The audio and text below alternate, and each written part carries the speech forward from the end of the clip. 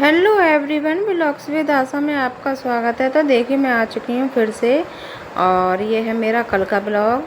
तो मैंने बताया था आपको कि मैं 250 किलोमीटर का लगभग हमने सफ़र तय किया था। तो मैं रात को लेट आई थी आने के बाद, फिर मैंने खाना वाना बनाया तो मैं ऐसे ही सो गई थी। मैंने किचन क्लीन नहीं किया हुआ था। अगर एक दिन घर से बाहर चले जाओ तो घर मतलब इतना डिसबैलेंस हो जाता है, बहुत ज़्यादा काफ़ी सारा काम बढ़ जाता है।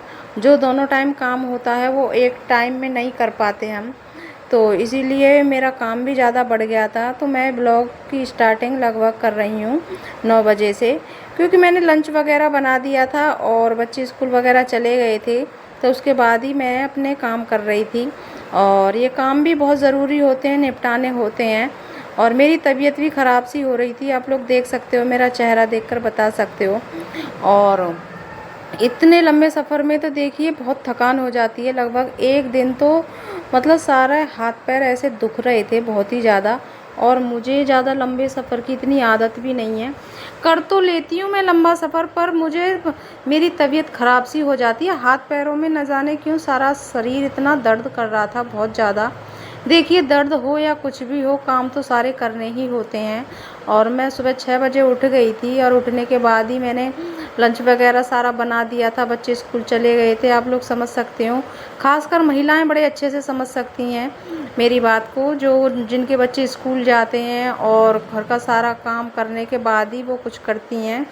तो यही हिसाब मेरा है। देखिए, सारे स्कूल चले गए थे तो मेरे को किचन भी क्लीन करना था और त्योहार आ रहे हैं, तो इसी वजह से मैं धीरे धीरे एक दिन मैं कहीं से करती हूँ सफाई, एक दिन कहीं से करती हूँ।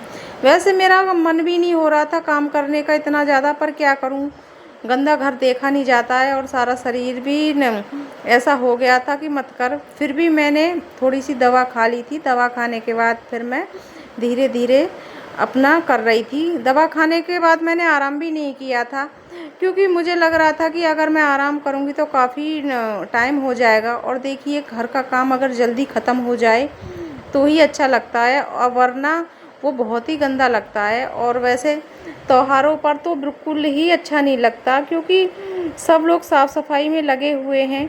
तो मैं भी धीरे धीरे कर रही हूँ साफ़ सफाई। तो आप लोग बताइए, आपको मेरा ब्लॉग कैसा लगता है। और वैसे आपके बहुत प्यारे प्यारे कमेंट आ रहे थे मेरे पे, मुझे बहुत ही अच्छा लगता है आपके कमेंट पढ़कर। और मेरी काफ़ी सारी फैंस ऐसे हैं जो कि बहुत ही अच्छे कमेंट करती हैं और मैं उनका दिल से धन्यवाद करती हूँ, क्योंकि उनके कमेंट से थोड़ी हिम्मत मिलती है हमें और फिर से मतलब खड़े होने को मन करता है। कि अगर थकान भी हो जाए तो उनके कमेंट पढ़ के एकदम एनर्जी सी आती है शरीर में। तो मुझे बड़ा ही अच्छा लगता है आपके कमेंट। तो प्लीज़ आप अच्छे कमेंट किया कीजिए और मुझे बताना आपको मेरा ब्लॉग कैसा लगता है। और अगर आपके समझ में कुछ ना आए, अगर आपको अच्छा ना लगे मेरा ब्लॉग, या फिर उसमें कोई कमी दिखे, तो आप मुझे वो सलाह भी दे सकते हैं। तो मैं आपका दिल से धन्यवाद करूँगी।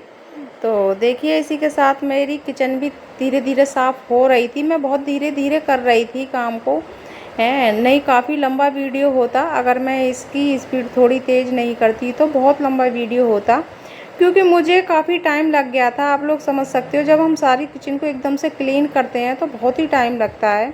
और महिलाएं देखिए, आदमी हो या महिलाएं हों, आदमी भी गए थे हमारे साथ, पर उनका तो देखिए काम पर वो अपने पर चले गए थे। उन्हें आराम आकर वो अपना खा पी कर चले गए थे। और देखिए, काम तो किसी का भी आसान नहीं है और कहने को किसी का भी कठिन भी नहीं है काम।